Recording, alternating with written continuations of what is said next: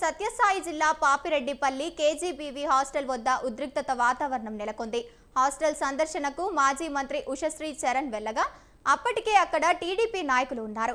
దీంతో ఇరు వర్గాల నాయకులు ఒకరినొకరు వ్యతిరేకంగా నినాదాలు చేసుకున్నారు. అది కాస్త ఉద్రిక్తతకు దారితీసింది.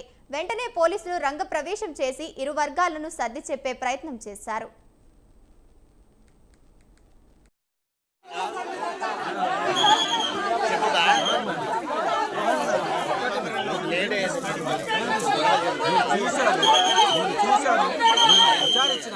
అవకాశం